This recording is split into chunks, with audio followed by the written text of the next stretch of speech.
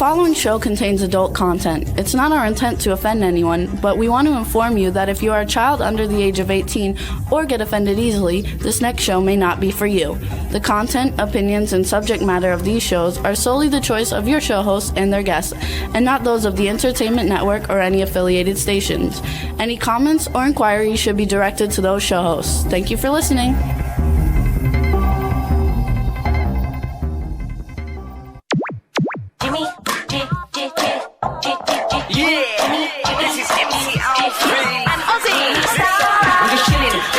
Sitting down and designing, why every man never thinking, what are we gonna be wearing? Yo, I'm a Liverpool MC, you can't trust me, big up the girls inside the party. Let's get down to crazy Jimmy, big up myself and known as Alfie, the one and only, the Turkish MC. Always love the clothes of Jimmy. Bitch, I'm your wanna be, Jimmy Star's new celebrity. We'll take you out to Jimmy Star's. Hey ho, what's up everybody? Welcome to the Jimmy Star Show with Ron Russell, bringing you the good times in music, fashion, pop culture, and entertainment. We have a super fun show for you guys today. I'm excited about it because we're bringing on two really good friends of mine. We have Alessandro Folchitto and William Byron Hillman, or Bill Hillman. I work with them all the time. They've been friends for like 15 years, so I'm looking forward to having them on. In the meantime, we want to say hi to my cool, outrageous man about town co-host, Mr. Ron Russell and Astro. Say hi, Astro. Astro, you're in my chains. Yeah. One of my chains. He's very rambunctious today. He wants to make out a lot. Kiss me, my darling. I'm in love. I love my dog. I love my dog so much. So say hi to everybody. I can with my dog. Okay, well, we're on live and let's go. I don't care. My dog is more So important. what's up, chat room? People are starting to join us. So yes, it's happy almost Valentine's Day. I guess Valentine's Day is maybe like Saturday or something. Who gives a shit about Valentine's Day? It's all fake. A lot of people do. It's all make-believe bullshit. They beat the hell out of each other all year long, and one day a year they give candy. I mean, what is That's all not about? everybody. No, well, most people, most men are not nice. I don't think that's true. I know a lot of men, because I'm a man. And a lot of men, I see how they treat their wives and their girlfriends. And, then if a piece of ass walks by, the wife and the girlfriend's forgotten. No, and then they give them something on Valentine's Day to cover up. I don't think that's true at all. Anyway, Why, what's up? I bet you give me something on Valentine's Day. I didn't get you anything. You're cheating. Yeah, right. I didn't get you anything. So I know you didn't get me anything because you don't even give a shit. that's not, it's like you win, you lose either way. No matter how you answer, you lose. I love you. I will get you something for Valentine's Day. I don't want anything, please. Thank God I don't need anything. You know what I need? About 10 years. If you could give me 10 years more of life, I'll be happy. There you go. So But you can't give me that, so what can you do? So you guys, we chat room people are starting to show up. Let's say hi. Stefan is in the chat room. Lady Lake, hello. Thank you for the promos. They were great. I got a little something that we're going to show everybody, a little video.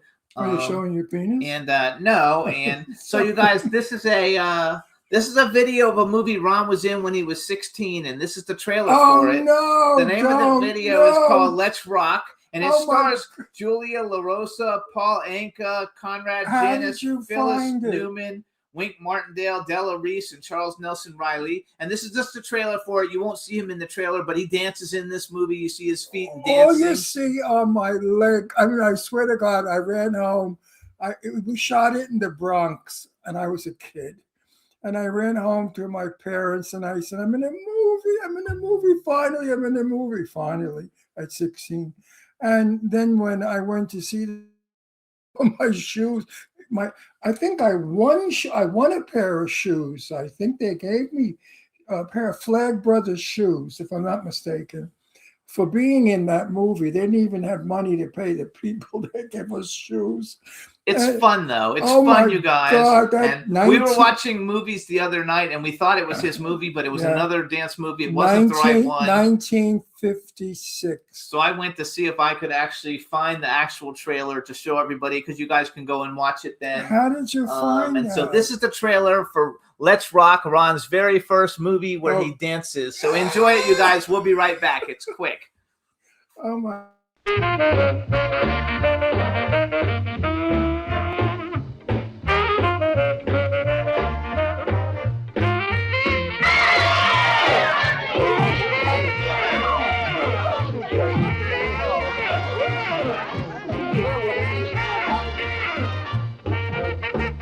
I just kissed you back there. Oh, I know, and I enjoyed it very much. Thank you. But I want to talk about you. I mean, how did you happen to become... No. Let's talk about you. You're a kook. You're a cute kook, but you're a kook. It's crazy, man. It's a swinger. It's a great story of young love and young rhythm. Filmed in New York, the world's most exciting city.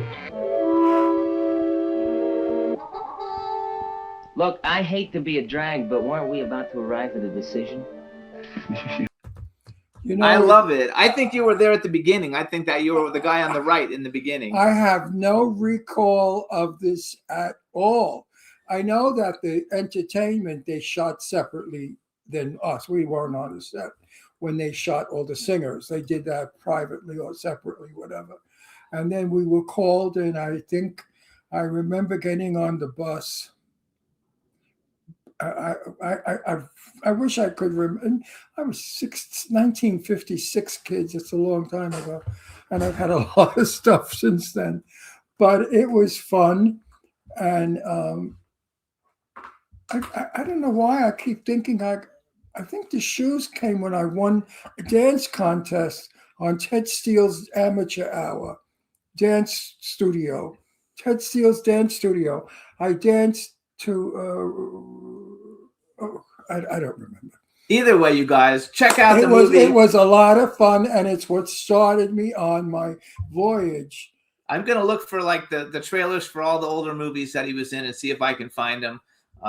There were no other ones. Yeah, there is. Oh. That Kind of Woman.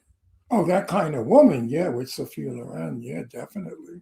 I'm in that one. And then we'll find some modern ones. It's just fun to promote you and the things you're doing. Now you have lots of movies. We might be able to find the episode trailers for your Charlie's Angels episodes. There's all kinds of shit we can find.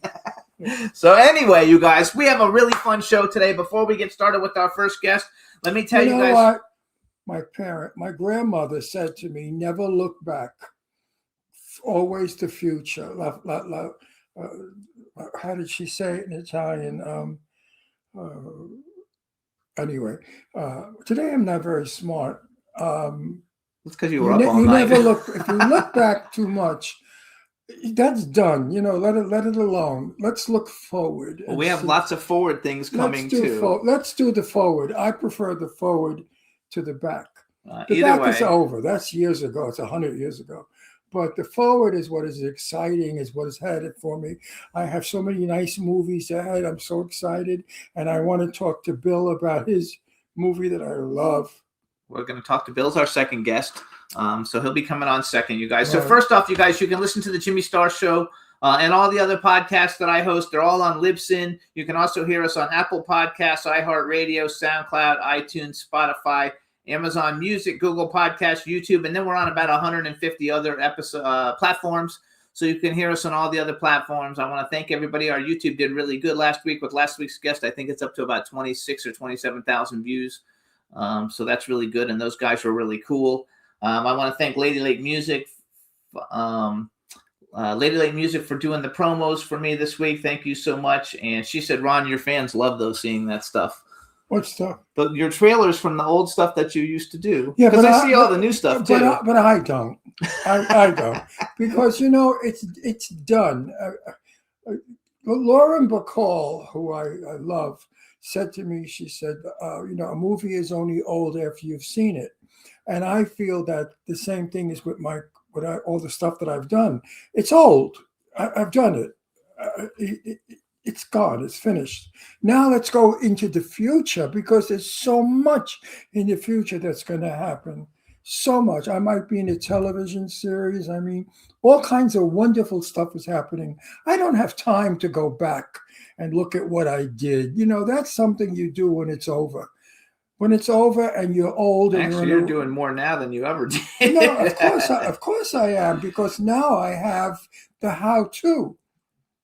Remember, back in 1955, how the hell did you become an actor when you lived in New York?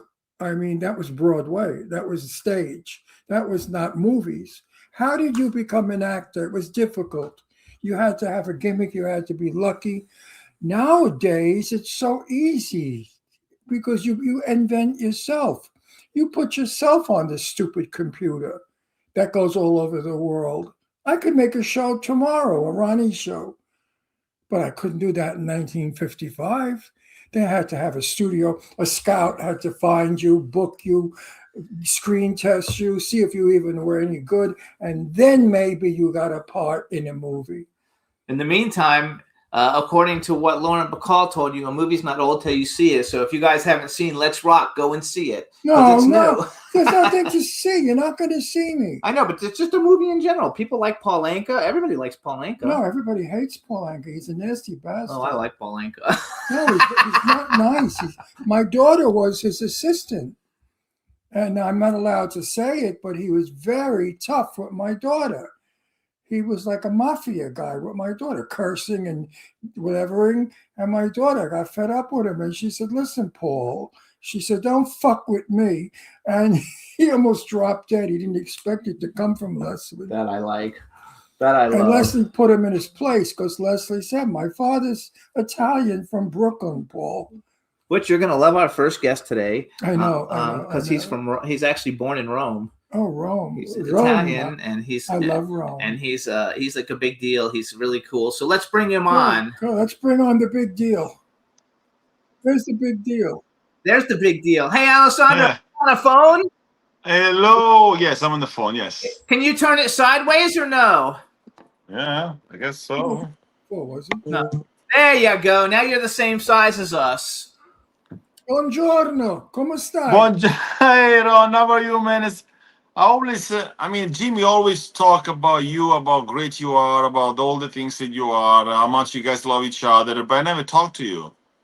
I am sono genovese, Alta Natalia, Genova la Superba. Hey, okay. Well.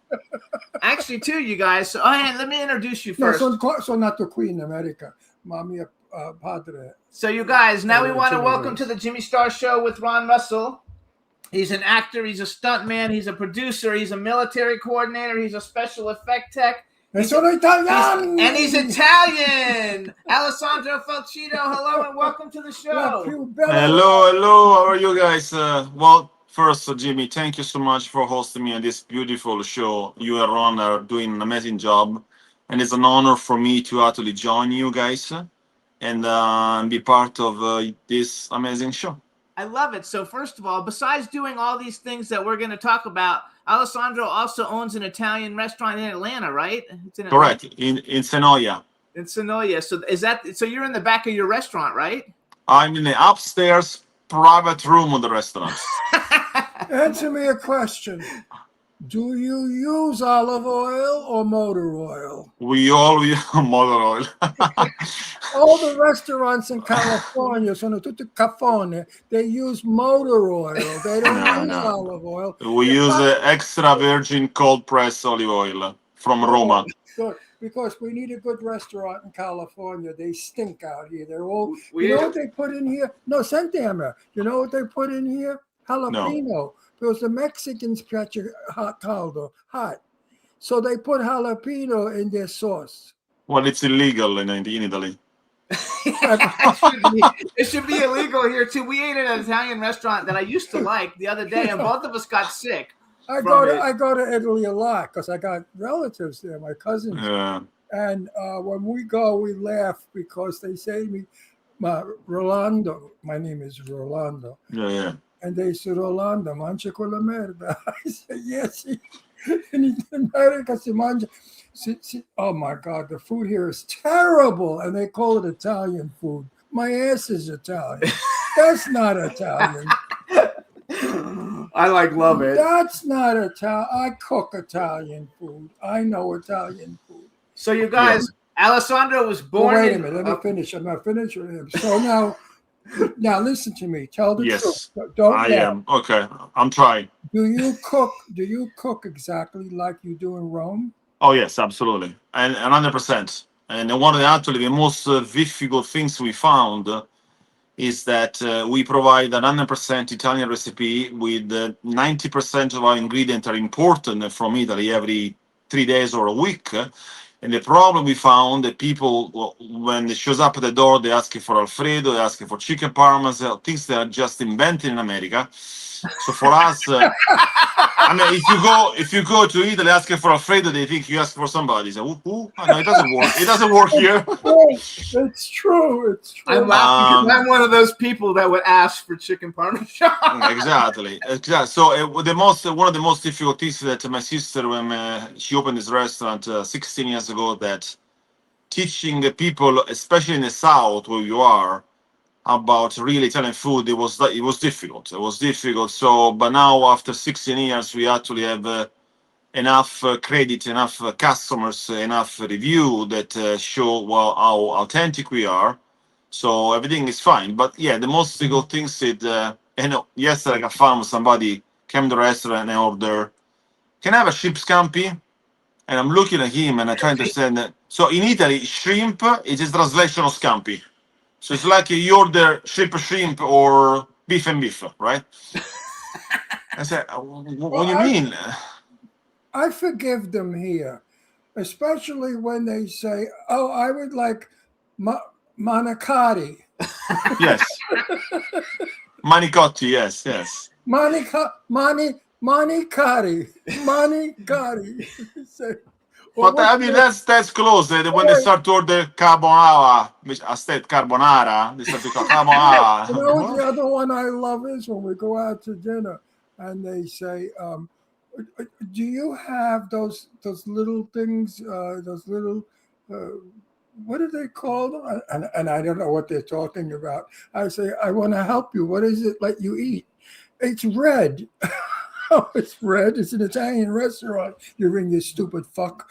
Of course it's going to be red. What's wrong with you? So what do they want? Tomato? What is it? Gnocchis. Oh, yeah, gnocchi. I want gnocchis. I love it. I actually like that. I don't. Gnocchis? No. Oh, I like gnocchi, man. I like it. One of my favorite pastas, gnocchi. Yes, I like it with but meat sauce. Actually, the best eating is in northern Italy. Southern Italy is better. I think Sicily, when I go to Sicily to visit friends, the sauce is rich and delicious, and wonderful and tasty, and the food bangs in your face. It jumps out. Yeah, it's Southern Italy has more powerful and more spiciness that. But Genoa, when you make una bella pasta. No, pesto, Genoa is the famous pesto. I mean, yeah, exactly. Pesto is out of this world with the potato, and you got to put it in the pesto. I used to make it with my grandmother, and my grandmother used to make gnocchi by hand, everything by hand. Well, that's what we do here. It was one you make it by hand in your restaurant, or you buy it? No, we make it. That's awesome. So you make your. I'm not, but right. You don't make it, but you're. I wish I could go to your restaurant. I wish. Well, Ron, I mean, hopefully we're gonna make something happen here, movie-wise, and you and Jimmy can come. Absolutely. Because Palm Springs is for the birds. I got it. No, really, it's garbage. The food is terrible. We spend a lot of money. I mean, we spend about $100 for the two of us on an average. And we don't drink. Okay. Oh, well, that's a lot of money. That's just on the shitty food we eat. And it's awful. Even the Chinese food stinks. New York is better. We found one Chinese restaurant we like, but you have to drive 45 minutes to get there. Yeah. Well, that's not, yeah. And Palm Springs, if your restaurant was in Palm Springs, you'd be up there with the best restaurants, I'm sure. So what's the name of the restaurant? Anybody, if you're in Atlanta, what's the name of the restaurant? Let's pitch it. Borgo Italia, Borgo Italia. What's Borgo? Borgo means that, so after the Roman Empire got destroyed, I mean, Italy was left with no government. So the Italian peninsula was a bunch of people scattered around. So people, after the Roman Empire got destroyed, they start to gather together and they start to build castles. That's what the medieval times start with the castles. Yeah, right. So in the little village, the little, call it as an American, subdivision inside the castles were called Borgo. Right. And then the more the Borgo becomes bigger and bigger, they become bigger castle, bigger city. That's why the suffix of Borgo, you can find in all the city, they have a medieval name like Gettysburg, Pittsburgh, Nuremberg, Borgo something. So the fix is come from that things. And my mom idea was to create a little Italian village in the heart of Senoia. I love it. Okay, I know that, Borgo. I love it. All right, so you guys, Alessandro is born in Rome, Italy. He's a total badass, you guys. He was a former Italian Special Forces captain. And I think you were a paratrooper too, right? That means you jump out of planes? Yeah, a lot of the time, yeah. Are you married? Oh, yeah. Yeah, I'm married, yes. I'm married with a beautiful wife called Elena Tomaselli. That I think maybe she's watching now, but yeah, yes. Because he has a beautiful daughter too. I like him, and I was looking for a husband for my daughter. And No, my daughter doesn't want to get married, and she's getting up there in the years, and she's beautiful. She was second runner-up in Miss America. My wife was Dutch, so my Dutch and Italian blood made the most beautiful children, and they can't get married. I don't know why.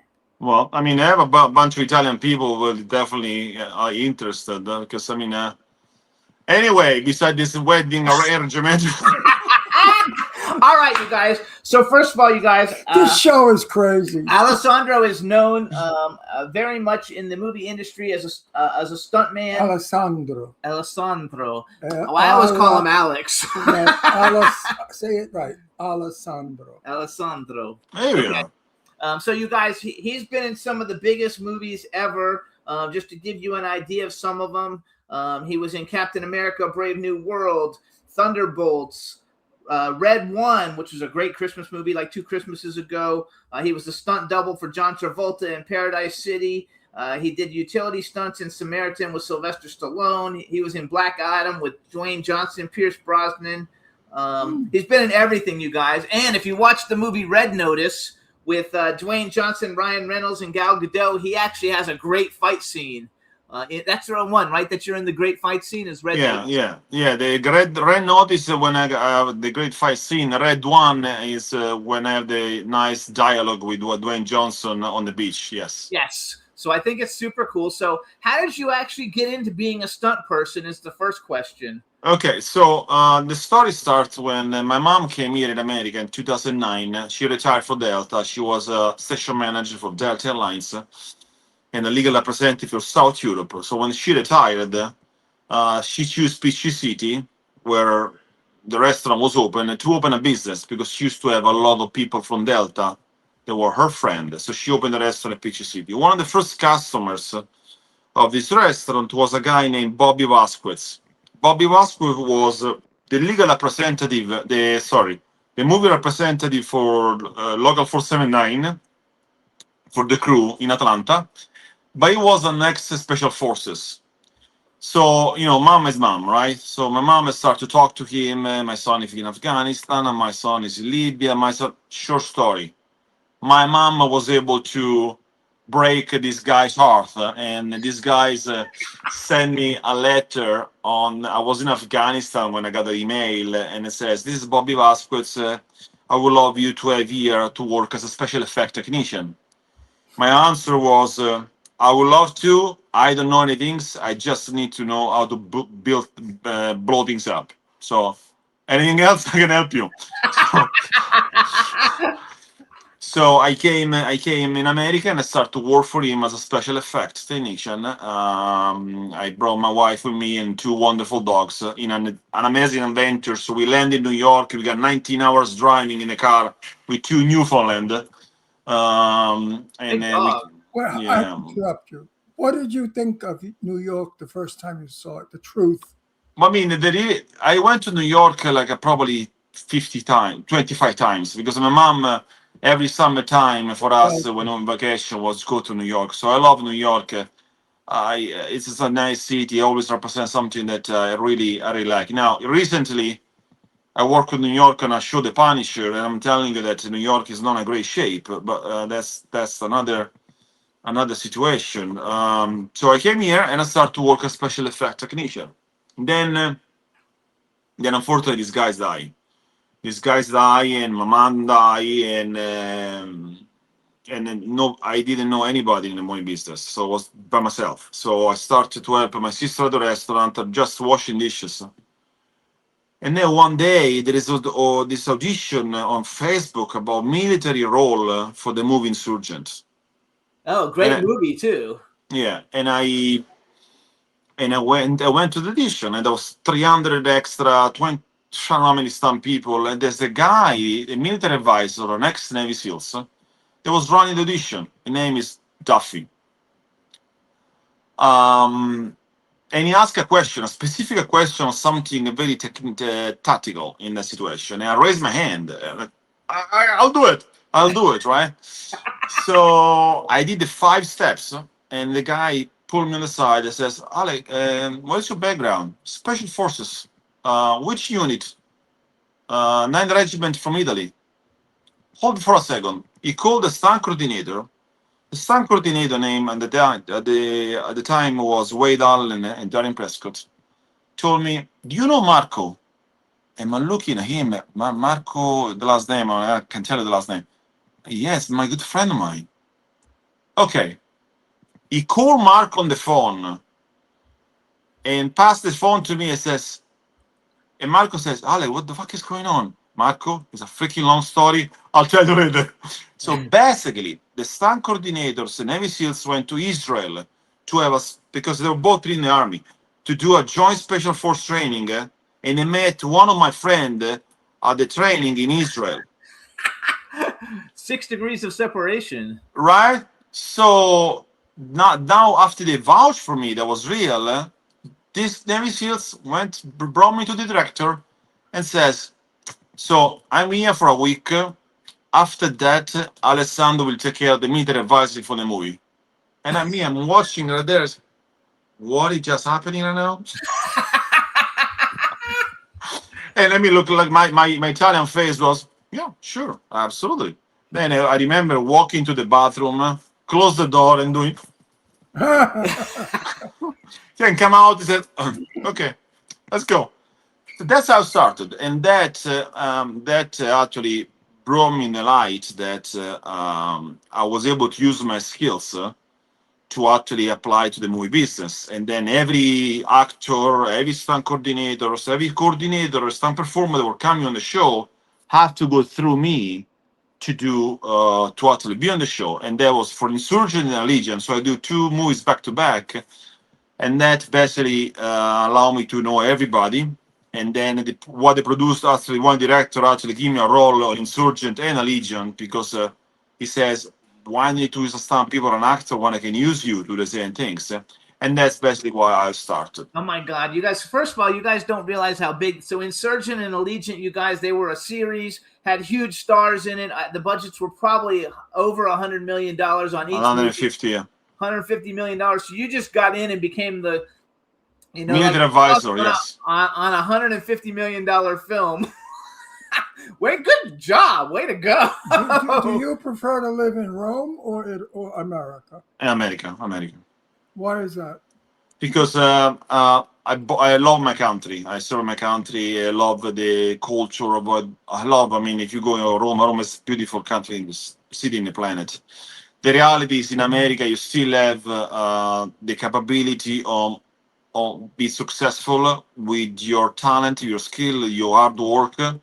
It's still a country that if you are push yourself hard, you can make it. And I firmly believe that. Italy is a beautiful country, but now it's so difficult to make it. And then, of course, there are 72% of taxation. It's so hard. So America is still a place, and that's why everybody wants to come here. It's still a place that if you work hard, you don't quit, you don't whine, you can make it. And one thing that a message that I always want to give to everybody is that when I did the audition for Insurgent, and then I got this huge role right away, there was a luck. There was a me being in a very luck position. But I build my luck to be ready at the moment for 16 years. Right. So you need to be ready to the opportunity will come. the opportunity will show you door. But not for everyone.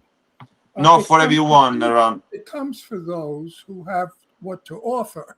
America is not. I don't want people out there that are listening to think that America is paved in gold as they thought years ago. Of course. There are many, many people here who don't make it. But in Rome or Genoa or anywhere else in the beautiful, magnificent Italy, if you can't make it, at least you can't make it with beauty around you and good food and wonderful people. Here in America, if you can't make it, you're living in some shithole tenement with rats and roaches and drug addicts and disgusting fucking people, because America has turned into shit because of what they've done to it. It's not what it was 50 years ago. You're lucky. You came right at the end of the wave. Yes. But today, Also, though, if you're not a drug addict and a wacko and a screwball, you ain't going anywhere. You got to be garbage. Garbage is exceeding today. Ron, I can feel it, what that was come from. I really have hope of I believe in the future is going to be better. And I still believe there are a lot of people, unfortunately, that are being silenced by the noise of trash. But there are a lot of good people around. The most people that are going to watch us, they're probably good people around. They maybe don't have the opportunity, maybe don't have their time yet, but there are a lot of people around. And it's me running a restaurant. Movie business when on set is a different beast, as you know, guys. It's a different beast. Listen, you came from a culture that's thousands of years old. Yes. You did not come from a culture that last week they were banging drums. All right? You didn't come from a banging drum culture. You came from a sophisticated culture where architecture and science was thousands of years actually, ago. though, hold on, because you guys are missing. Because what he was saying before. Let me finish. So you're intelligent to start with. So it's easy for you to put it together. But a lot of people in this country can't put it together because they're confused and they're stupid. So you have to go back to cultural. I mean, if you come from England, you have culture, you have background. The same thing with French people. I mean, the European people are very advanced as far as, I'm giving you a lecture. I'm sorry. But I feel... My turn. Yeah, but I feel that we I'm a natural born American. I'm born in Brooklyn. You can't get more American than that. And I feel that people are not doing what you're doing. Okay. No, and I think the reason why they didn't come from a place that you need to fight since you're young to make it. Unfortunately, in America, sometimes, think about this, man. In America, you have access to everything. Everything is easier. The school is made for you to understand that. The work is make you simple. You guys we have instruction on the toilet paper, so it's everything is easier. So when you don't struggle, then you become lazy. So most European, when we came here, we come for the struggle. So we fight for what we have, and then I think what's missing here in a young generation is the fact that everything is for them has to happen. They need to have money. They need to have this. They need to have that. They don't fight for that. That's basically diminish that not the quality, and diminish the value of the hard worker. Yes, 100%. Also, though, what you were saying before, so you got lucky because you were in the right place at the right time. But I want to make sure everybody heard the part that the 16 years before that, you actually developed skills that worked for you to do what you do now. You weren't just sitting around and then somebody gave you this great job. But that was my point. He came from a culture where he had skills already, because Italian people are born with skills. We're born. No, it's true. We are mechanics. We can build. We can do. Somehow we were born with the sight to do. We were never really just peasant farmers. Some were, but the majority were architects. He's a hard worker. So I have a question for you. In the stunt world, and this, I know the answer to this, but I think a lot of people listening probably don't know the answer to this. You have a bunch of different jobs. So you've been a stunt driver, you've been a stunt coordinator, a stunt double, you've done utility stunts, and a stunt performer. Kind of tell people, what are the difference between some of those things? Like, I'm not sure if I know what utility stunts is, but I know what the rest of them are. Like, what does that mean, utility stunts? Okay, utility stunt is it's basically when you can do multiple jobs. So as a contractor unit, for example, if you're a stunt double, technically, and don't quote me on that, but if you're a stunt double, you can't rigging. You can't do other stuff stunt people do. So when you have the utility stunt, you basically are hired to fit the need of the production. If you need your rigger, if you need somebody's moving pad, somebody does water safety, that's why they put utility stunts. The most so to basically cover you do everything. Yes, to cover a variety of tasks you need to have. Stunt driver, of course, you're driving the car. Stunt double, you're doubling the main actors. Stunt coordinator or media advisor, you're actually trying to make things work smooth with the production and trying to make the director idea alive. And then stunt performer, that's you actually doing the stunts. Correct. Stunt performer, you see somebody being punched, somebody be whatever, you see the action, the interaction with the actors, it's called a performer.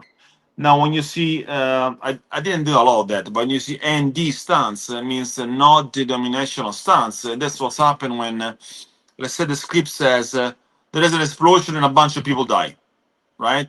So the script doesn't say how many people die, how they die, so it's not the scripted stunts. So the producer with the director and the stunt coordinator come up, I want to see 15 people, I want to see 3 people. So you shows up, you have no name, you have no characters, you just a person in the background that got blow up, right? That's cool, and these things starts. Have you been blown up? Have you been blown up? Yes. We have many, many friends that are stunt people, women and men, and they're always looking for work. Did you find that a problem? You always were looking for work. Is that why you opened a restaurant? No. My sister opened the restaurant. I came for work in the movie business. And of course, when I'm not working in the movie business, my natural thing is come to this restaurant and open the restaurant.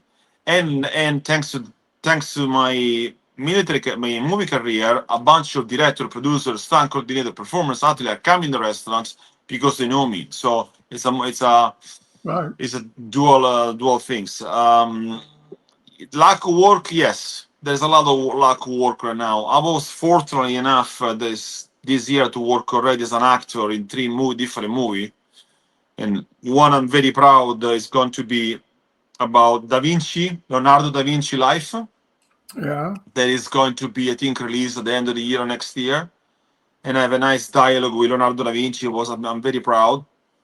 Now, again, the things that helping me out more than other people in Atlanta is that there is not a lot of special forces 6'3" bold Italian guy in Atlanta. Yes. So I have a unique look and ability. That's why I'm not saying it's easy for me, but it's easier than other people that have not a specialty or a unique look or whatever. So I'm blessed to do that. That's for sure. So let me brag some more, you guys, because I mentioned some of his things. He was in the Suicide Squad, MacGyver TV show, 7 episodes, also driving, performing, stunt player.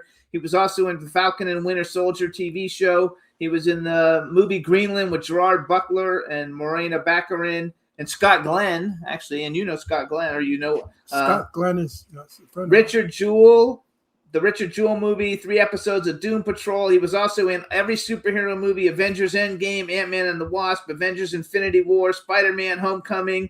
He also did Pitch Perfect 3 and Game Night. So, like, these aren't like little like indie, under $1 million movies. These are all like $100-200 million movies that he's in, which is a really big deal, and congratulations for that. And one thing I want to promote, it's called Bread and Butter. One thing I want to promote, though, while we've got you on, we're going to also talk about Get Her in a minute, but I want to talk about, you have a company called Action ATL. It's action-atl.com. I wrote Action ATL stands for Atlanta Tactical League. It's training for stunts, personal security, military consulting. So that's a company that basically does all the things that a movie would need, right? Correct. So tell us a little bit about it so people get an idea. Because if you're in Atlanta and you need a company to help you do all these things, you can go to Alessandro, and you can get it all done. Alessandro, and you can get it all done in one spot. You don't have to go to a bunch of places. So basically in 2015, after I worked on Insurgent Religion, I found the need that I see so many performers in Atlanta and in America with zero or very few tactical skills. And the audiences became picky. So I created this company formed by all professional veterans that actually help production, stunt people, actor to portray any type of military role, from policeman to a special force person, to help them to be more realistic and actually give to the audience the feeling that the person is doing something that they actually know what he's doing. So I have a class every week. But usually now is a person is 1-to-1 or 2-to-1 per class a week. Could you sort of simplify that a little bit? Okay, so let's say that you have a movie, you want to play a soldier, and you have zero knowledge how to handle a gun, how to properly use the gun in a real life. You come to me, I train you, so when you go on set, you can actually perform, and the audience say, "Oh, the guy knows what he's doing." I love you. I have been begging in this business for 65 years for somebody to do this, because too many people come on the set, they don't know what the fuck they're doing or saying or being. And they look terrible. And I might be in a TV series now we're doing. It's called the LA Mob. Okay. Why did they choose me to be in it? Because of my accent, my Brooklyn accent. It's real. There's nothing worse than somebody playing a gangster with a lousy accent, with a tough guy accent, if they can't do it well. We need somebody like you.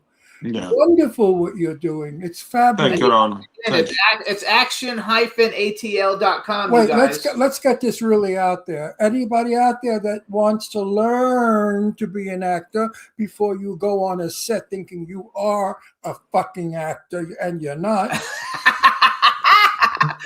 go to this gentleman. Fly to Atlanta. It's worth it. Take a couple of classes. Learn your character so we can have a decent movie. Also, you guys can follow Alessandro on Instagram. It's Alessandro, ALESSANDRO _Folchitto, FOLCHITTO. He puts great stuff up on Instagram and all the different stars he works with. I want to say one thing. Oh, go ahead. Alessandro, io lavorato con Sofia Loren.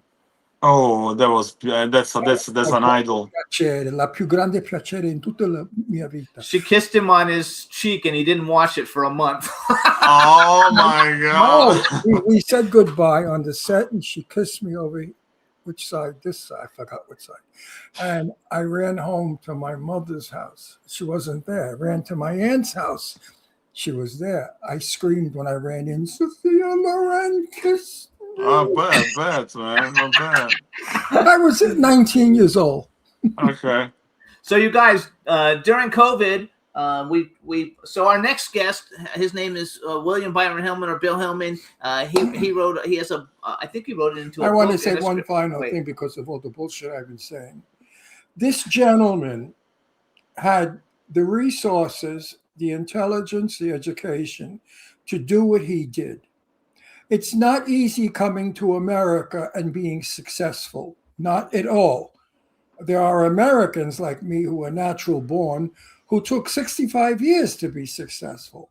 So you have to be patient. All of you immigrants that are here now, don't be frustrated. Don't be crazy. Be patient. 16 years this gentleman waited to become the great person he is today. Use him as an example. And say, I'm going to be like Alessandro in a couple of years. It doesn't come overnight, guys. It doesn't come overnight. Jimmy, now I understand why you love Ronnie. Ron is a good. I understand, Jim, why you guys love each other. How long have you been married, you guys? 13 years. That's beautiful. That's beautiful. It's great. We like very good together. He's a great actor. I'm a great producer. We work really well together. We got a bunch of stuff coming up. A lot of movies. I'm so excited. A lot of stuff coming up, and we have. And I'm 85 years old. Now you look 25. Thank you. At 86 soon. But what I'm saying is, at 85, as we say in Genovese, PG in Q. Okay, I'm gonna translate. That's what we say in Genovese when you get old. PG in Q. Okay. Jesus Christ. Okay, hold on. Nobody understands Genovese. Anyway, so I want to go back. That's the one thing, my mother and I and my father, when we would go out and we didn't want people to know what we were saying, we would speak in, whoops, where'd you go? What happened, Alessandro? Oh, no. Okay. We would speak in Genovese. When dialect of Rome, there is no dialect in Rome. Roman is Roma. It has a very strong dialect, and Rome. I thought it was pure. Yeah, but it's very rare. It's very rare. I mean, now Roma dialect is disappearing. I think same thing with Genovese. Yeah, it's yeah. So I want to talk about Getter, you guys. So Getter was written by William Byron Hillman. Alessandro is the stunt coordinator, but also Alessandro is the star. And we have a teaser trailer for it that I want to play so everybody gets to see it. Because basically the story, the story is they kidnapped his wife, being Alessandro, and forced him to drive human trafficking getaway cars, but soon realized they chose the wrong guy. And it's kind of fun. So we're going to play the teaser trailer for Get Her. You introduce it for us, Alessandro, and then hang on, and we're going to have our engineer play it, and then we'll be right back. Okay. So introduce it to us. So basically, it was written by Bill Byron Bill like a year ago, just fucking always. And it was shot was shot 3 years ago, and then of course the strike, a bunch of things happen, and we were basically put on hold. But finally, we were able to finish that. The editor is working right now, and I think in 3 or 4 weeks max, it's gonna be out and it's gonna be shopped to the several TV streaming services. So hopefully everybody's gonna see it. I think it's basically a story. We were trying to actually depict human traffic problem without giving too much gore. I mean, the reality is that human traffic is awful. Mm-hmm. But if you send a message that something can be done by human traffic without show what actually is happening, audience will love it. If not, really it can become a horror movie. I mean, it's so we're trying to be softer and give a hope that things can be done. It's well written. There's a very nice action. And Bill that is coming after me can explain this to you guys. But yeah. So also, you guys, it stars Kate Daly, and also Anthony Preston is in it. And Anthony Preston was Sadie's husband in The Beast Inside, and he's become a really big deal. He's like making huge movies now. Correct. So good for him. So, all right, everybody. So this is the teaser trailer for Get Her, starring Alessandro Folchitto. Enjoy. Italian law enforcement have agreed to work with American FBI agents.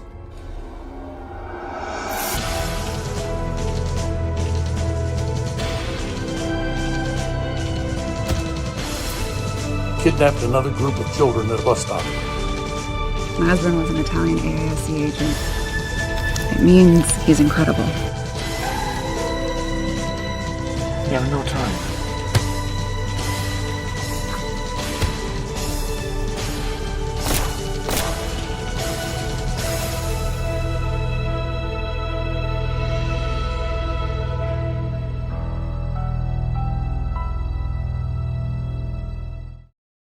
I love it though. I love when you shoot the gun and the guy's head blows up. Alessandro, would you rather be just an actor exclusively? Yeah, I love to be an actor, yes. That's what you want to be, just an actor. Yeah, I want to be an actor and always a military advisor. I always be sure that the gun. The movie's been done in a correct way, but I mean, performing as an actor is gave me a lot of passion. I want to deliver the message, and I love to be a stuntman because I love action. I can't stay still on the sun on a chair. Prefer to act. But if you do, I want to be an actor that does stunts. That's supposed to, yeah. You should be like Lex Luthor, like in Superman. Like you'd make a good Lex Luthor. We lost you. Yeah, we lost you again, Alessandro. I don't know what happened. Hey, everybody, he'll be right back. I'm sure he's there. Hey, Alessandro, what happened? Hello. We lost him. Let's see if he's coming back. It's funny. But you guys really should check out if you need any of the services that he provides. You can go to action-atl.com. Yeah. You would make a good Lex Luthor, like in Superman. Well, I mean, they told to the casting. Well, unfortunately, you will always be cast for your accent. Yes. You can never play. I guess. Let me hear you do something from Brooklyn, a Brooklyn Tough Guinea. Okay. He probably can't do it. Let me follow what I want to see. Follow what I say. Yeah. Get over here. Get over here. See, he can do it. He did it. I love it. That's Brooklyn for get over here. Oh, get over here. So here's forget about it. What are some of the most do you have one project that you did that is kind of like the one that you either had the most fun on or is the most dearest to your heart or that you enjoyed the most? Okay, so in my heart, of course, it's Insurgent Legion because that's where I started. Yes. I loved when I was a stunt coordinator for a couple of episodes on Ozark because there was a very nice show. Jason is an amazing producer and actor. My movie that I loved is actually the last one I did. It's with Red One. It was Red One with Dwayne Johnson. It was so funny. We shot in the Hawaii. I brought my wife there. We spent 10 days in amazing locations, and I got to know Dwayne Johnson. I'm gonna say became a friend, but I mean, we got nice conversation, a nice time together, and the scene and me talking to him on the beach is a very nice sequence, and people recognize me in the street for that sequence. So I guess that's the show that. That was a great movie though, and that was a huge hit when it came. It was a Christmas movie. It's called Red. It's called Red One. It was a Christmas movie 2 Christmases ago. Stars Dwayne Johnson, Chris Evans, who's Captain America. It also had Lucy Liu, J.K. Simmons. It had a huge cast. Had a huge cast of people, and you were really good in it. Like, actually, you should pull that off of it. You should download your part and cut it out so you have it for a reel. The reason that I ask Jimmy to repeat things is we have a lot of people my age that watch our show, and they don't get it quickly. See, they're a little old, so we repeat it for the older people. Oh, I love because this way they could see it. Otherwise, they call us after. Oops, there you go again. They call us afterwards and say, "What was the name of that movie?" That's right. That's true, and that actually happens. Jeff Caperton just joined us in the chat room. Hey, Jeff, how you doing? Jeff, and, Superman, how are you, baby? Yes. So here's something I like to ask all the different people who come on, because you've done all these great films. Now, as an actor, and then we'll maybe take it to stunt coordinator too. So it's a 2-part list. Bucket list, male and female actor that you would like to work with. They could be living or dead. And then the second part of the question will be if you could have ever been in any movie. Do it one at a time. No, I know, but that way he can be thinking about it. If you could ever been in any movie ever made, what movie would you have liked to have been in? Okay, so one of the actors that I would love to be in the same set to have a part is actually Leonardo DiCaprio. Oh, there you go. Okay. Oh yeah, Leonardo DiCaprio. Yeah, it's. I love the way he acts. I love the way he loved the acting. I really love the way he acts. I another monster in acting is for sure. It's Tom Hanks. Tom Hanks is another monster. But a person that I would love to have a nice action sequence together is probably or Denzel Washington or Keanu Reeves. That's Yeah, for they're sure. both great. Oh, everybody you picked is a great pick. Yeah. Okay, what about ladies? What ladies would you like to work with? It doesn't have to be a love interest, being just somebody that you would be like in a movie with. Like if you were going to have a leading lady. I mean, it was great to work with Gal Gadot. She's a very nice person. Wonder Woman. And that was great. And Gal Gadot, like the one who from the Wonder Woman movies that I have the doll. Oh, of. not the television one. No, not Linda Carter. Gal Gadot. He's in a fight scene with her in Red One, and it's great. It was really good. Like I was so excited. That's who you chose to work with? Yeah. Well, I mean, I already worked with her. She was great. Another actor I do like because she has this nice look is the lady that she just did a movie with Batista and what's the name? Wrecking Crew. Oh, I don't know who that is. Hold I on, don't know look it that. up. But the question was a woman that you've never worked with. In other words, who you'd love to work with. Wrecking Crew is on the. I mean, Julia Roberts. Yeah, I like her. Who? Julia Roberts. Julia Roberts. Ugh, I hate her. She's a bitch. I know, Oh, she's so awful. Everybody that works with her. Okay, hold on. The Wrecking Crew. I'm looking she's it up. Terrible. The Wrecking Crew. Dave Bautista, Jason Momoa. Oh, Morena Baccarin. But you did work with her already, didn't you? Or no? No. Oh, she's in a movie you were in, but you didn't get to work with her. Correct. I love her. You guys, Morena Baccarin, if you don't know her by name, she's like Deadpool's girlfriend in the Deadpool movies. Morena Baccarin. Right, she's a huge star. Yes. Actually, she's number 4 on IMDb right now. I love it. Okay, what movie, if you could have been in any movie, what movie would you like to have been in? The Gladiator. Oh, I love it. I watched No. The first Lord of the Rings. Yeah. Oh, Lord of the Rings or I like Gladiator better than I like Lord of the Rings. Lord of the Rings. I love the story. I was born and raised and reading Tolkien. I read all the books of Tolkien, and then the Lord of the Rings. Yeah, See that? My dog was called Arwen, Aragorn, Eowyn. So just. Oh my God, he names his dog after Tolkien. Yeah. No, that's really cool though. I like that. I think it's phenomenal. I think that all the things that you've done. So what do you got coming up? Anything exciting? So right now we have I work on the movie. It's called Da Vinci. I have another movie coming out that I'm gonna work in 2 weeks. It's Look at the Stretch. I am an Italian mafia dealer. Okay. That's the Stretch, and then I was contacted by the Republic of San Marino. San Marino is a state inside the Italian state. Okay. It's like think about the Vatican City. It's the same thing. So San Marino is a state inside a state. And they want me to go there and making a movie. And now they're putting together a fund to actually help a writer and a producer to actually make a movie about part of my life, basically. So that's a work in progress. So Jim, you know better than me how much sometimes it takes to make things together. So that's pretty cool though that they're gonna make it about you. Yeah, it's they called me a year ago to do an interview for their government about how movie business can change the structure of a city. Look what's happening in Senoia. The city Walking Dead, the city was empty, and now it's probably the biggest city in the south. So I did an interview with them a year ago and explained to the government how they need to improve the movie incentives, how they need to improve the appealing of production from America come there to work. And then they went to newspaper, then the magazine, and then 6 months ago they called me and says, okay, we would like to have a movie to you. Can you come and do a production here?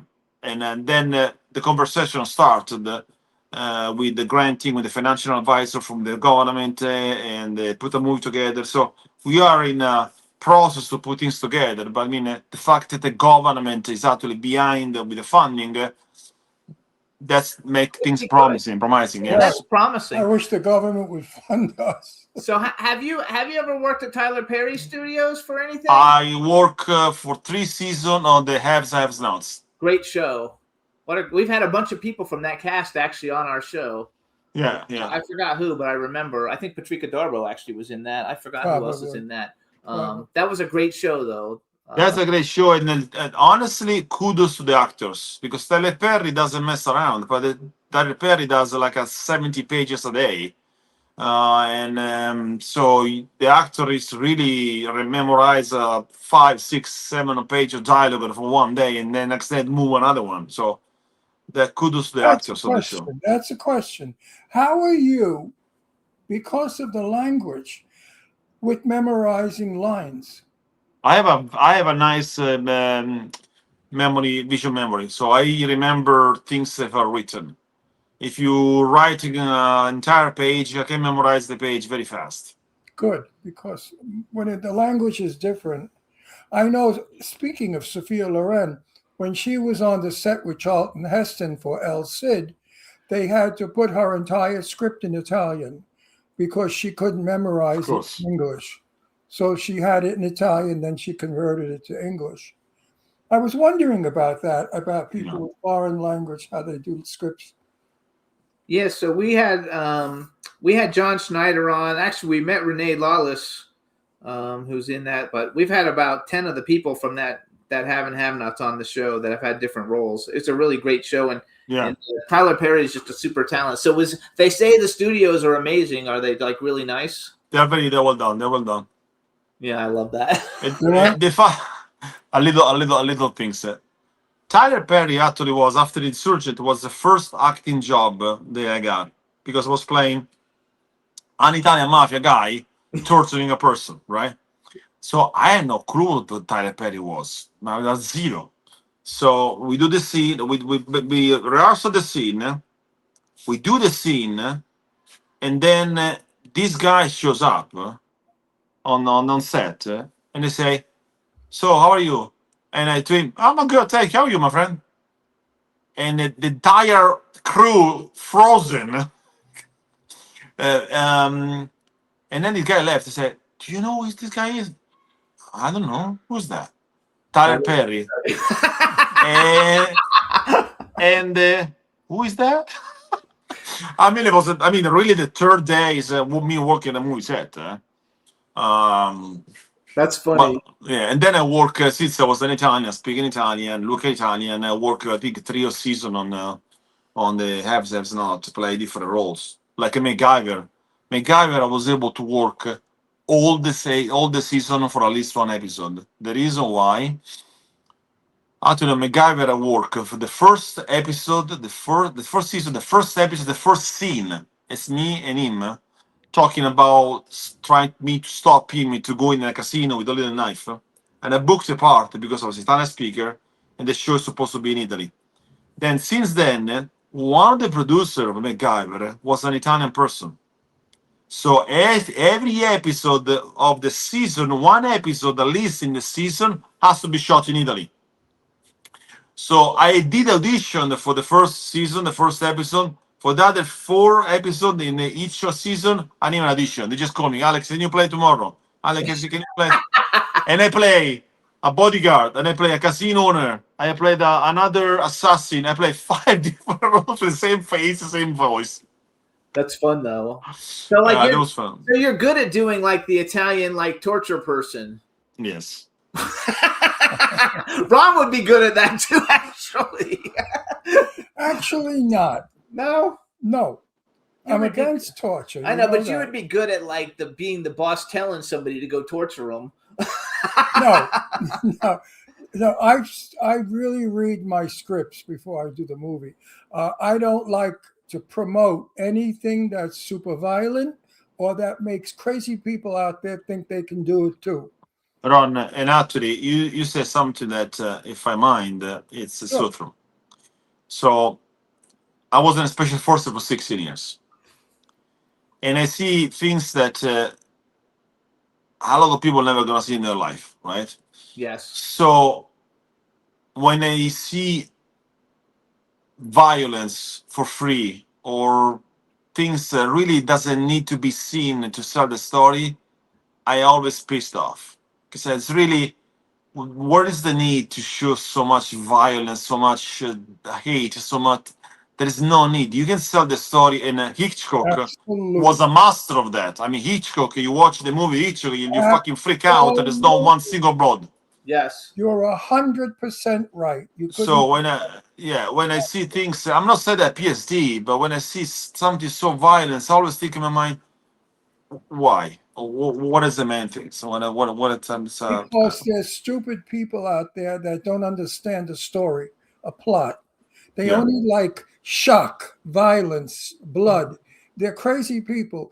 Today we satisfy the crazy audience, not the sane audience. That's the problem with film.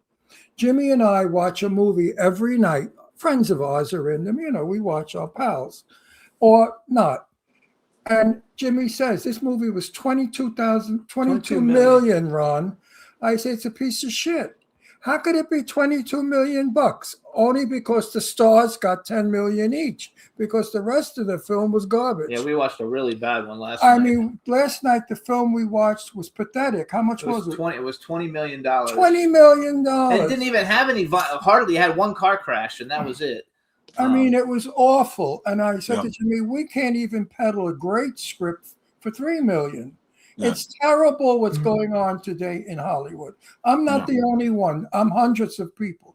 All our friends that are actors, producers, directors, and we know plenty of people. Of course, we're on the air. How many years? 14? 18 years, and we do 2 people a week. So add that up. 4 or 5. A lot of people. A lot of people. And the majority say we've got to get it together. We've got to bring back story. Yeah, I hear you. Because blowing up and killing and kicking is out. It's over. We've made people violent. Let's bring people back to being civilized through film. And I agree with you, Alessandro. Too much of it is not necessary. It's overkill. No. I love it. And I don't do movies like that. Jimmy will He also won't get blood in his hair. I don't get blood in because it doesn't That's for sure. Makes my hair pink. Mine too. So you guys, this is Alessandro Folchitto. You can follow him on Instagram. It's Alessandro_Folchitto. His company, if you need his services, is action-atl.com, and his restaurant is, what is your restaurant again? Borgo Italia. It's in, and you guys can look it up. It's in Atlanta. Do you serve gnocchi? Of course. Gnocchi. Gnocchi, not gnocchi. I like gnocchi better. So, Alex, it was a pleasure catching up. Actually, my wife, the first time she ever, because she was Dutch, so the first time she ever cooked Italian food, we had gnocchi one night. And I said, you're going to make gnocchi? She said, she was the one that said gnocchi. I said, no, gnocchi we do in bed. So that's why she fucked up in gnocchi. Then you divorce and you marry Jimmy. That's how it's happened. Yes. Jimmy's worse. He's worse. I mean, you know what he calls pasta? Noodles. Okay, that's over. Okay, guys. Also, we have a friend in the chat room. You should look him up. His name's Jeff Caperton. He does a bunch of stunt work. Yeah, Jeff is. He actually works a lot with John Snyder, and he's a really good guy. Anyway, we're doing some films with him. Jeff is one of my special people. But anyway, Jimmy, if you can make it happen and to make a movie, and lovely to see you guys in face to face. Absolutely, we're gonna do it. Thank you so much. I wish Congratulations. we may be shooting in Atlanta a film, right? Don't we have a movie with him? Oh, it's you with him. Oh, good. What the fuck do I know? Nobody tells me anything. I'm old. They put me in a coffin. No, we're going to be working. We're trying to get a whole project together with him because he's a superstar. Then I'm looking for, and I will pay. I don't want it for free. I will pay. I want a delicious meal. I want pasta alla romano. Oh yes, beautiful. Yes. Okay, absolutely. All right, Alex. Thank you so much. We'll see you. Thank you. Love you guys. Much love. Thank you. Yay! What a great guy.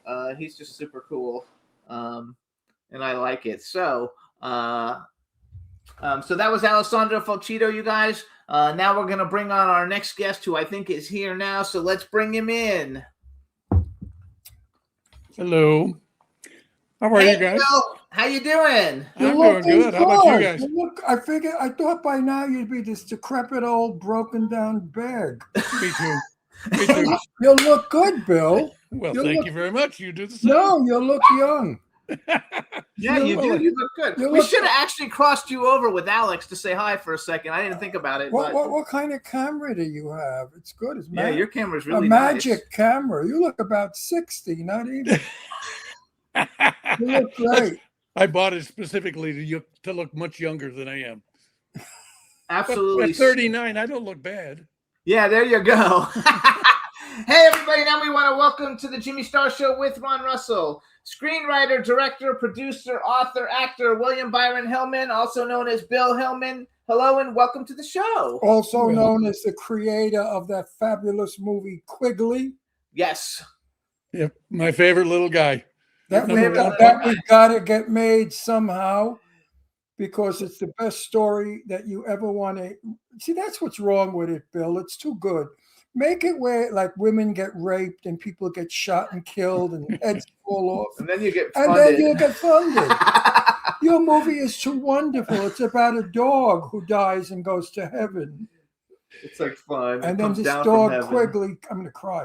And this dog comes back and helps autistic children in a factory. It's a great movie. To protect them from this mean, was I playing the mean? No, I don't know. We're going to worry about it. So wait a second. Before we go, we have a chat room full of people. Say hi to the chat room and then say hi to Cindy in the chat room. Okay. Cindy from Twitter. Hello, Cindy. I want to push this movie a little. So if anybody out there has some extra cash and they want to invest, we're going to get to that. You know, let's get this movie made because it's going to make so many people happy. It's a feel-good movie. It's a beautiful movie. You're going to cry in it. I cry talking about it. I love dogs. Well, I love dogs. Actually, so does Bill. How many dogs do you have? We're down to 3 now. They have 3. He has 3 dogs. We had 3. And you guys, Quigley is a Pomeranian, a white Pomeranian. Yeah, we've had a Pomeranian for years. I love it. And we have a long-haired dachshund for many years. Bill had a movie. He did Quigley 1. It was out already years ago. And it was a great success. We're going to talk about it because we're going to play the trailer for it in a little bit. Oh, good. It's on Tubi. But I want to go back. All right, you guys. So this is William Byron Hillman. You can follow him on Instagram. He's William Byron Hillman, at William Byron Hillman. And his website is williamhillman.com. There you go. So one thing I think is cool because you don't really say actor, but you started as an actor. I did. I started as an actor and a stuntman. I learned not to do the stunts quick because I almost killed myself after doing. And my 3rd movie was kind of a nightmare. But then I went into the acting side, and I got my heart broken in Ice Station Zebra after working 19 weeks on the stupid movie. I shouldn't say that. It was a great movie. But they cut out all the comedy, and I was the comedy guy. And so I ended up in the film for about 17 seconds in like 9 different scenes and got a nice screen credit, a lot of money, but my career kind of came to an end. And I stepped back and thought, as I was making this, Rock Hudson, God love him, he took me aside and he put me behind John Sturgis, who was the director, and made me a production assistant. He said, I think you're more interested behind the scene than you are in front of the camera because you look bored all the time. Because it is kind of boring when you are an actor and you're waiting for long periods of time in between scenes. So I started hanging out behind the scenes. They ended up hiring me as a production assistant. And right after I finished shooting that, I made my first movie, which was The Man from Clover Grove. So you guys, by the way, Ice Station Zebra. It's still on Tubi. It's still on Fossum. It's a 50-year-old movie that people still love. Hang on. So he was in Ice Station Zebra, you guys, with Rock Hudson and Ernest Borgnine as an actor. Oh, that was an interesting movie to be on because it was shot in Cinerama. I would love to have seen how they did Cinerama with all the crisscross cameras and the curved screen. It was a really you guys had to all stand in a line. Am I correct? Yes. Everybody had to stand. How difficult is that to work? Talking, I mean, anyway, that was quite a feat.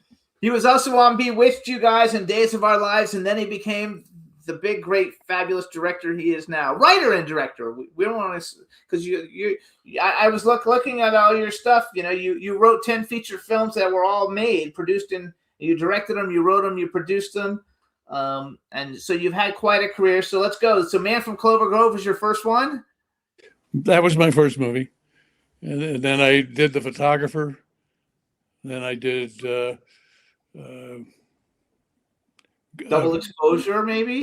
Double Exposure was next, and then we did Adventures of Ragtime. After we did Adventures of Ragtime, we did Quigley. We did Get Her, which is coming out soon.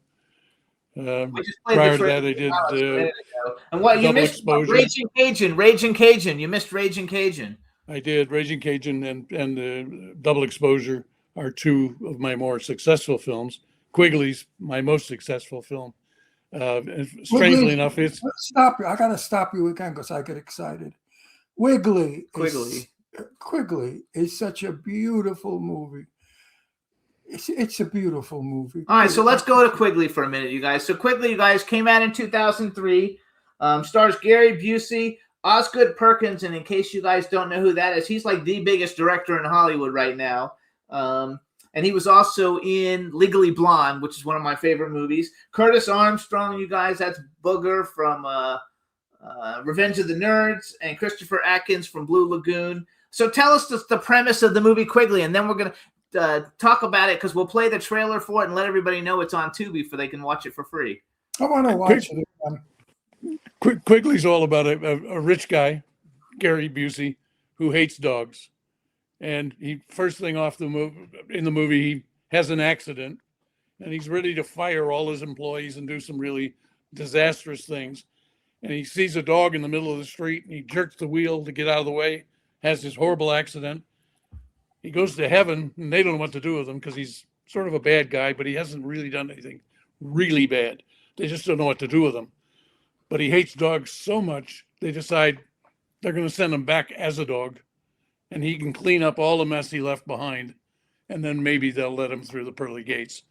So he comes back with Oz Perkins as his guardian angel, and we see Gary pop in and out between being a Pomeranian and then being Gary on a leash with a collar, gets caught in a dog trap. It's really kind of fun. Made for kids. Enough. I wouldn't go anymore. That's enough. Don't so you guys quickly don't give the whole movie away. You gave enough away. So you guys okay. They're gonna see it in the trailer anyway. But is that not a fabulous script, everybody listening and watching? So you guys, Quigley is available on Tubi right now. You can watch it on Tubi. It's a really great family film. It got named one of the 20 best we're gonna watch it tonight because I want to see it again. And it's a lot of fun. So what we're gonna do is Juan, we're going to play the one that says Quigley trailer. Bill, introduce it for us, and then hang on. We're going to play it for everybody, and we'll be right back. Okay. Quigley was it's just a fun movie. It's the #1 Palm movie ever made, which we're very proud of. And people all over the world love it. We get emails and notes from them. So I hope people enjoy it. It's still out there. And it's on several streamers. There you go. So here's the trailer, you guys, for Quigley. I became a billionaire when I was 30 years old. That doesn't make me a pushover. Archie Channing is a businessman with a ruthless reputation. Hey! Hey! Hey! I want everyone that owns a dog executed. Yes, right now! But all of that is about to change. What are we to do with him? He has no redeeming value whatsoever. They won't let me in heaven. It's too late. It's never too late to change, Archie. They want you to go back as a dog. They said I'll be the only one to be able to see you as you once were. Everyone else will see you as Quigley. Call the guards! Call animal control!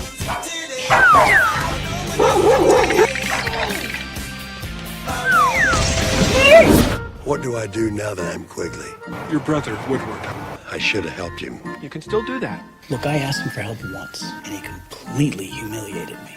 Now, to get out of the doghouse, what can I do? This is something you have to do for yourself. He's got one chance to make things right. He saved my life. I think we should keep him.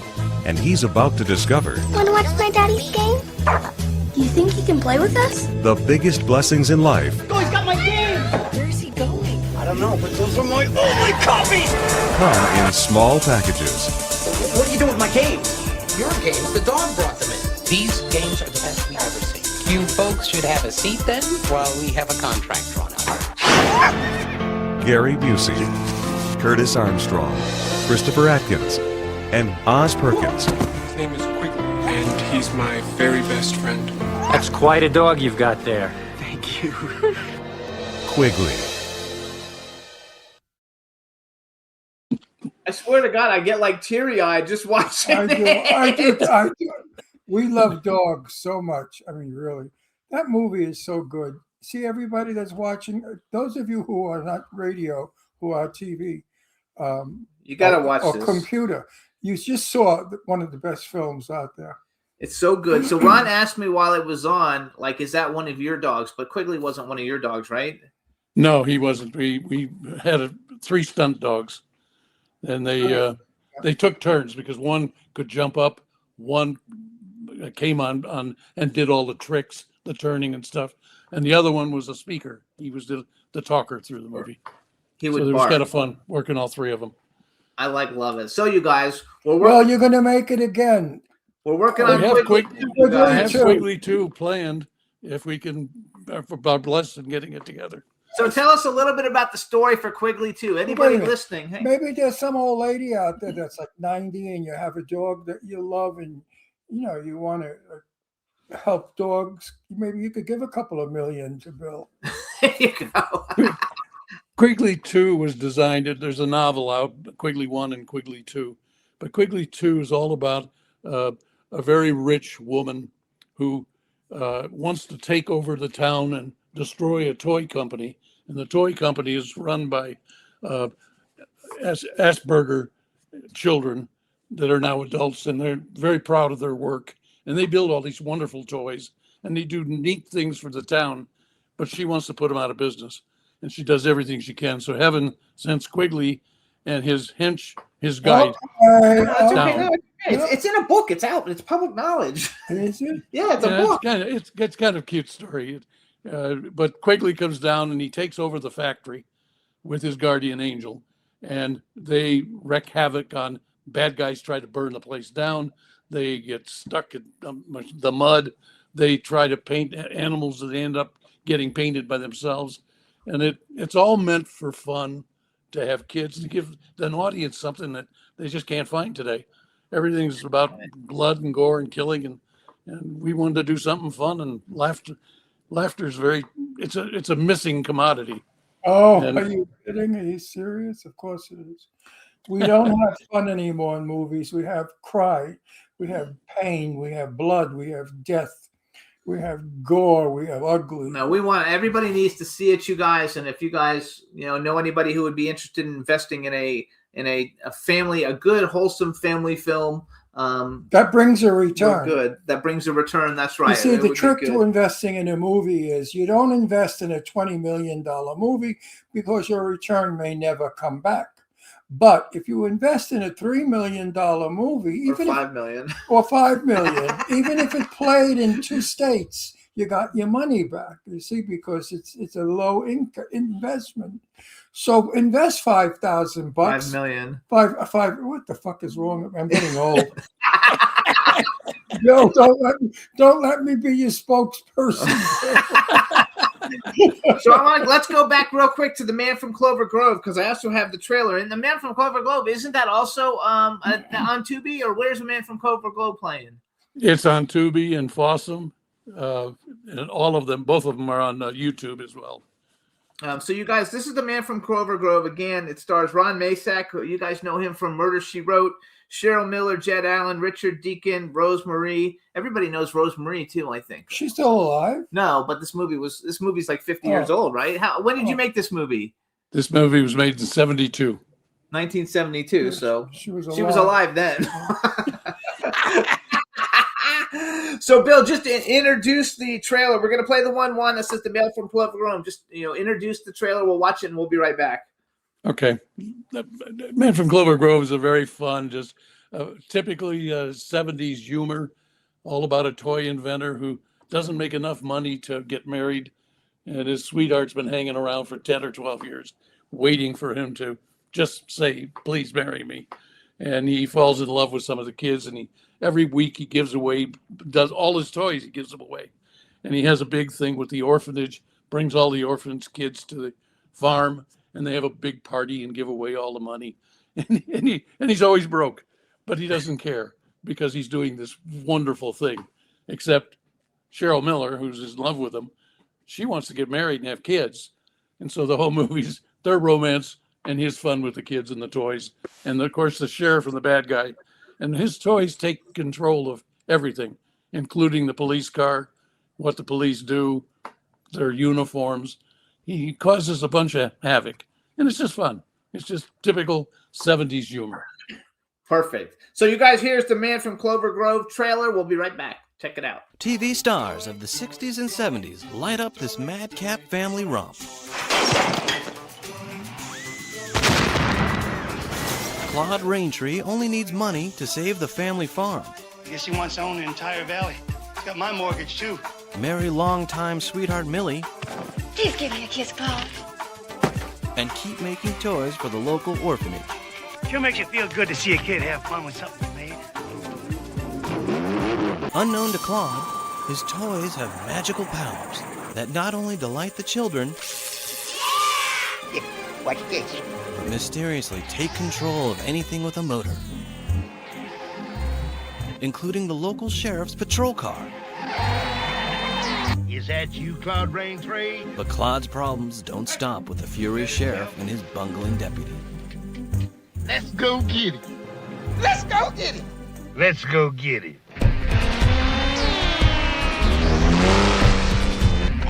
Amazing. To top it all off, a mysterious stranger has been skulking around, spying on Claude's inventions.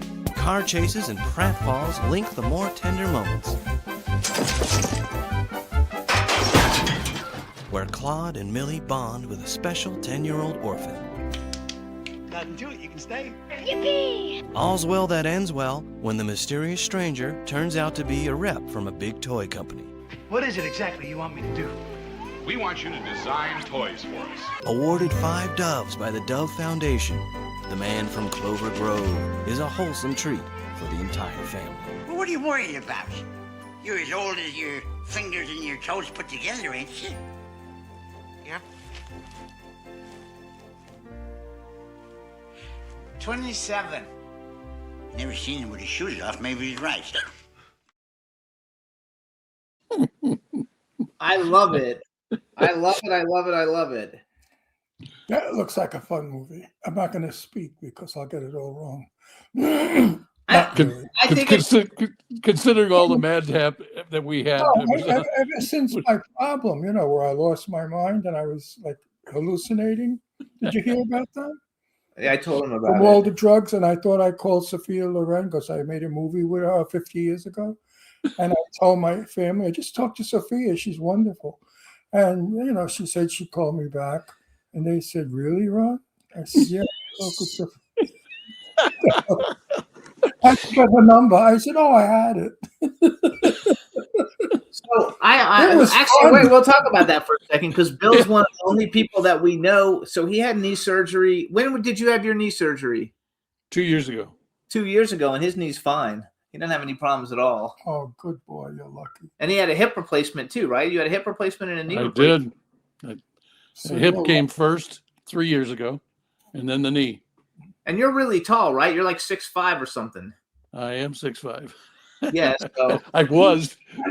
I thought you were short, man. Yeah, I know. Kind of like you look like you might be short here, but I've seen pictures of you standing next to other people, and I'm like, holy shit, he's like a giant. But I have to tell those that don't know him. They've been calling me that for years. Yes. They doped me up too much with anesthesia. And at my age, 85, if you have too much anesthesia, you can hallucinate and never come out of it. It could take a year to get out of it or never. So I worry sometimes when I screw up. I say, let's not go there. Yes, it's terrible. Is that the never? But no, it's not. He's doing I got fine. my marbles back, but I never really had marbles. So I don't know what I got back. So I've seen a lot of your movies, but one movie I've never seen, and I didn't realize because it says on IMDb it's a horror movie. Is The Photographer a horror movie? Yeah, it was meant to be, yes. Because you said earlier that was one of your more successful. No, Double Exposure was more successful. Was The Photographer a pretty good film? Did you enjoy it? I mean, it has a great cast. Wait, the title, Double Exposure? No, The Photographer. Oh, actually, the Double Exposure is a prequel to The Photographer. Okay. And Michael Callan, he's rather good in both of the films. He's in both of them. And it got kind of brushed over because he's very gifted. But it's as close to a horror film as I've ever made. And is it available? Can you see those? Are those on like Tubi? The Photographer, I don't know if The Photographer's still in release. It was a few months ago, and I haven't checked on it really, to be honest with you. But it was on YouTube. I've seen you could see it there. I know Double Exposure is available, as are several other films. I don't mention some of them because, like the Adventures of Ragtime, the distributor was a crook and he stole all the residuals and has never paid a dime to anybody. It's on all the streamers, but I don't promote the movie because I hope people you don't get the money. It's one of my delightful movies, great fun, but again, we don't get paid. All the actors that worked on it was a full union film, and the distributor kept all the money and never paid anybody. He's never paid a dime. Well, let's get the mob and go after him. Really, you guys, the Adventures of Ragtime, you guys, Shelley Long, Jay Thomas, Perry King, Kay Lenz, Richard Brooks, Mike Starr, Robert Pine. I mean, a great cast. We had Robert Pine on our show. And going back, Double Exposure, you guys. I saw that movie. Has Sally Kirkland, Terry Moore, Seymour Castle, James Stacey, Pamela Hensley. It's got a good cast. Francis Bay, Cleavon Little, Joanna Pettit. These are really good casts. Yeah, it was a great cast. Great. Everybody was wonderful. Making the movies was fun. It was fun, even though it was a horror movie or a thriller movie. They were fun. Sally, I've written books on several of those, because I enjoyed them. And some of the books that I wrote became movies. So, and I just finished a series of books to help young writers called the Screenwriter's Toolkit, and it's all about how to form words before you write them, how to sit down and figure out what you're going to write before you ever put a piece of paper down. And it's all like pay forward to try and help young writers learn how to do the craft. So you guys, actually, there's 5. First of all, if you go on Amazon, William Byron Hillman, it's a Screenwriter's Toolkit series. The Screenwriter's Toolkit, Writing Imperfect Characters, Movie Genres, Subject Matter for Writers, and Words.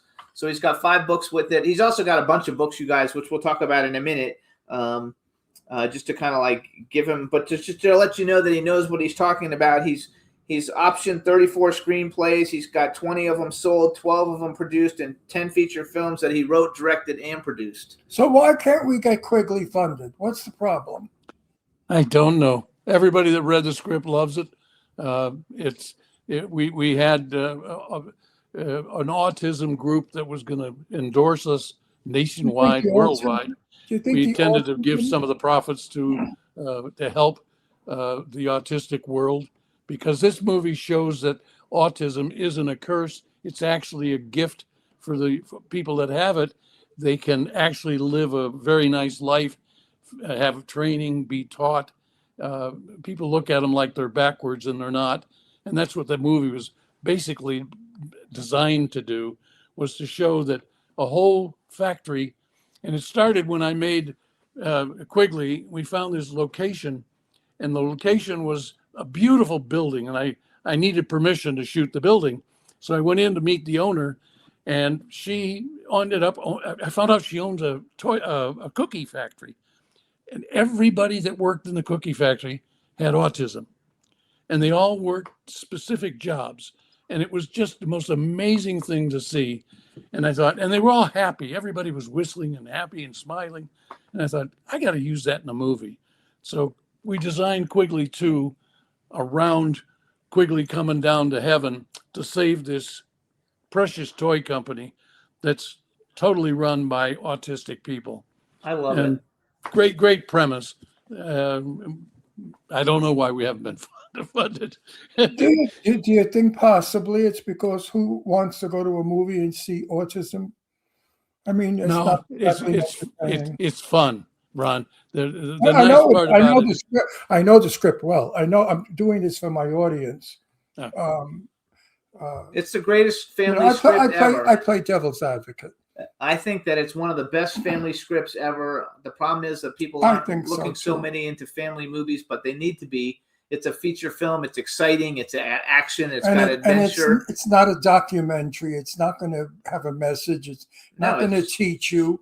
It's fabulous. It's what you want it to be. You know, when you see the movie, The interesting part about all that, of all the things I've done and all the films I've been involved in, the two that are still alive and still showing are Quigley and The Man from Clover Grove, both G-rated films. So they have this long shelf life, which people maybe don't, the audience doesn't understand what that means, but a movie comes out, it's shown, and then it kind of disappears. And there's a lot of titles that if you look back and you remember you had a favorite movie, but you can't find it anywhere. And that's because they virtually, even with all those big libraries, you have to search to find it. But G-rated movies, they live forever. And they have an audience that just repeats itself. And so I don't know why we're not funded. The Man from Clover Grove, you guys, he said came out in 1972, I think he said, right? 1972. So that's 28, 38. That's 53 years old. No, that's The Man from Clover Grove. Yeah. I don't, maybe it's because. And Quigley came out in 2003. So it's 24 years old, 22 years old. Yeah. I tried to figure it out on Facebook, and I wrote all articles about the movie I wrote. And I said, why is it a feel-good movie about a Jewish woman who married to a gangster Italian, and the Second World War, 1943, and she helps win the war? This is wonderful. Right now, the Jewish people are being so mistreated by college kids and stuff. It's a time to show people how beautiful Jewish people are and how sensitive the women are and how wonderful they are. And nobody wants to do it, so fuck it. I mean, but if I had this woman raped and killed and cut up in pieces, I would have got the money years ago. Probably so. Probably. So Hub Reynolds is in the chat room. He told me to say hello to you. Hey, Hub, how's the wife? And to you, Bill. He wants to say hi to you. And I want to go back to something you said a minute ago. Because you said, you don't promote all the films because basically you got robbed. And I think that's a very big, important part of the filmmaking business, because even Jeff Caperton is in the chat room and he's done some really big movies, and he said he has to audit every distributor he's ever done a movie with because they're always trying to screw him over. And you should be like a gazillionaire, because you've had very successful films, and unfortunately everybody's so unscrupulous. So it's important for people to really research their distributors. If they get them to the point where they can make a movie, that they need to research their distributors and how it gets, put out, because there's a good chance you're going to get screwed otherwise. Well, I think one of the biggest problems in the industry as a whole is the industry hasn't realized streaming. The films have changed hands and distributors so many times that the filmmakers themselves never get any money. And so the industry has to kind of take a look at royalties, rather like the record industry did. Like an old record, if it's played, the guy who wrote the song gets a royalty. May only be 2 cents, but he gets it. And if it's played enough times, those 2 cents add up to a lot of money. A guy like me, I have 8 movies right now streaming. I don't get a dime from any of them. That's disgusting. And that doesn't work, So the industry has to look back at, and I know a lot of guys that are in my age bracket that have been around for a while and have done a bunch of movies. They're all feeling the same thing because they're on streaming. But unless you control the streaming, which we don't, the streamers make all the money. The advertisers enjoy the movies, but the filmmakers themselves, the actors, the people that wrote it, the directors, they don't get any money. Maybe the producer who was lucky enough to hold on to the title. Well, it's got to be changed. I hope one day it does, because it hurts everybody. And that's one of the reasons that we can't straighten out residuals. And the long part, this would make movies very successful. It would change the industry. But telling people that's like going back to the medical world and trying to come up with a cure for something and trying to convince the medical world you've got a cure. And it takes years to get that. And it's taken us a long time to not realize what the record industry did 50 years ago with a lawsuit against one guy who sued a studio for a royalty, and he won. And now we're in streaming, which is totally different than if you're in theatrical release. And when you have a distributor that steals from you and never pays a royalty and changes the title, or worse, he assigns the rights to a foreign country that he owns the company in the foreign country. And so all the residuals go to that company instead of where it should be. And we, as filmmakers, get screwed. So it's just terrible. How did this happen? How did they allow this to happen? It's been happening for years. I heard it years ago, how Churchill got robbed and how so many people I know got robbed. It started with television.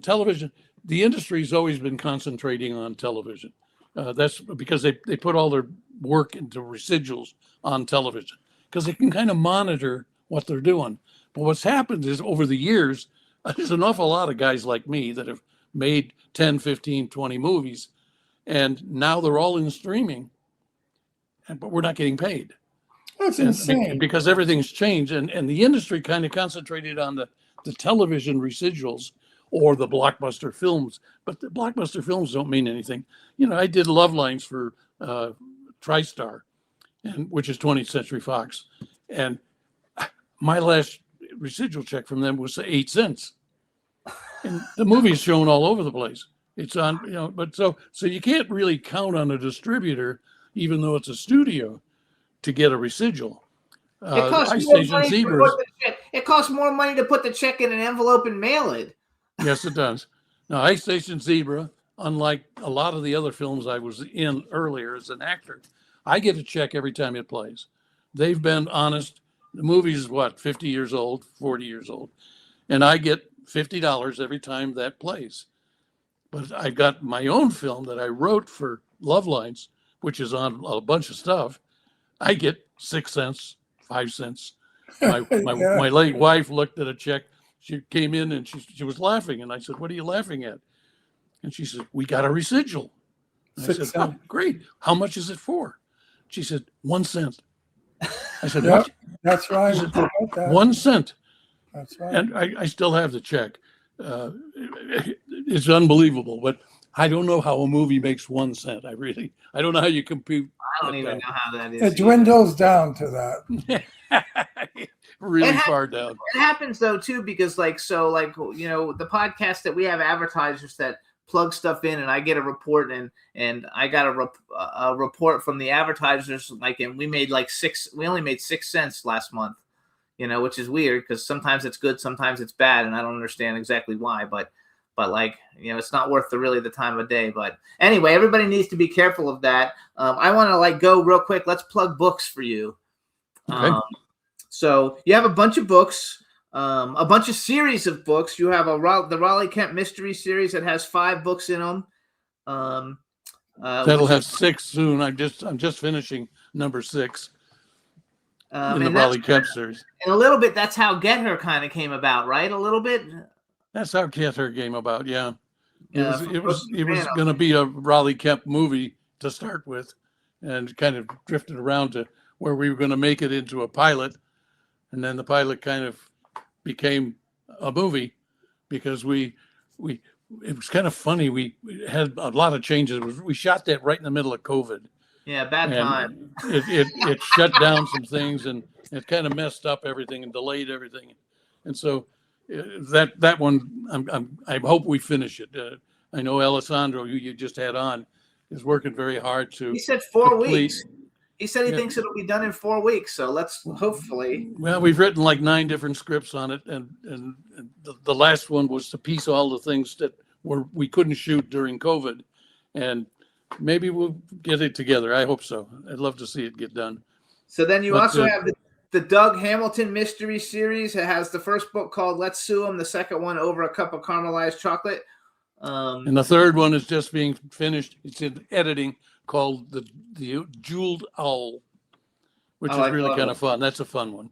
Then you guys, there's the Quigley books, and there's also Quigley coloring books. If you have children, you can get Quigley coloring books. There's also Veronique and Murray, which is also going to be a feature film, hopefully. Veronica and Murray. Oh, is it Veronica? How come it says Veronique? Yeah. Okay. Veronica and Murray. It's probably my most successful novel. Was on Amazon's bestseller list for a long time. What did you say? No, it's. I'm telling you, I went on Amazon. I thought it says. How do you spell Veronica? Veronique. Yeah, that's for Veronique or Veronique. Anyway, that's not how it's spelled. Veronica is ICA. Yeah, that's the name. That's the name that's most common. But that's a good one, you guys. It's a really good book, you guys. Gregory Peck's wife, her name was Veronique. We have a great screenplay on that has been read, and people absolutely love it. The book has just been a delight for us. It's been around a long time. That was one of my earlier novels. And we have within an inch of the moon. So basically, you guys, you can either go to actually I have it written over here. You can either go to WilliamHillman.com, or you can just go to Amazon and plug in William Byron Hillman books, and they'll all come up. And they've all got great reviews, so check them out. And if you're looking for something great to read, tell me all of this, and you're not getting paid. Yeah, amazing, huh? Are you serious? Yeah, I wish it was the other way around. You like working for free? No. Well, my late wife didn't think there was much humor in it. Yeah, I don't think so either. I don't think so either, Bill. We got to change it. We have 2 minutes. Real quick question. Since you're a director, if you could have directed any movie that's ever been made in history, what movie would you have liked to have directed? And then if you can think quick, what's a male or female actor, either living or dead, that you would have liked to work with in a movie? Well, E.T. would probably have been my first choice of doing a movie. It just happens to just be one of my favorite movies of all time. E.T. We had Dee Wallace on the show last year, and she was great. As far as an actor goes, someone I wish I could have worked with, perhaps Robert Redford, who I find to be a very gifted man. Paul Newman was wonderful if he was still here. Yes. There's 3 or 4 that are probably older than the current audience, but they're people that I would have loved to have worked with. I did have the pleasure of working with Rock Hudson and a few other people. Tony Curtis. I worked on a movie with Tony Curtis for quite a while. He was a kick in the butt. Ron Newcomb, Tony Curtis too. Ron interviewed him for his TV show back in the day, and Ron was in a Rock Hudson television show as a cowboy. No. Rock was one of the nicest men, I think.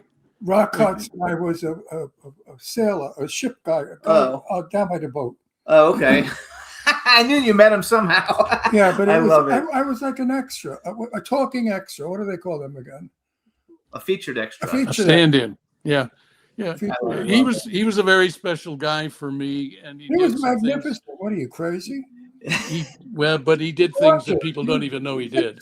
Yes, I believe that. 6'4", a mountain of gorgeousness. Are you crazy? So you guys, this is William Byron Hillman, and a sweet guy. Follow him on Instagram, at William Byron Hillman. Check out Quigley and the Man from Clover Grove on Tubi or Fossum, you guys. FAWESOME, but Tubi, it's free. I don't know if Fossum is or not because I don't think I have it. We want to thank you for coming on because we're already out of time. We'll have to do it again when we get one of these movies made. I love it. Thank you guys for having me. It was a pleasure. All right, Bill. Talk to you later. Bye-bye. Okay. Bill. Take care. Thanks. Stay well. All right, everybody. Thanks so much for tuning into the show. We'll see you next week. Bye, everybody. Bye. You're out of camera. Doesn't matter. We're done anyway, I think. Jimmy. This is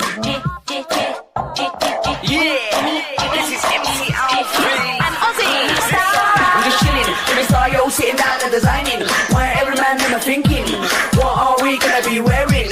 Yo, I'm a Liverpool test me, big up the girls inside the party. Let's get down to crazy Jimmy. Big up myself and known as Alfie, the one and only, the Turkish MC. Always love the clothes of Jimmy. Bitch, I'm your one I wanna be. Jimmy Star, new celebrity. We'll take you out.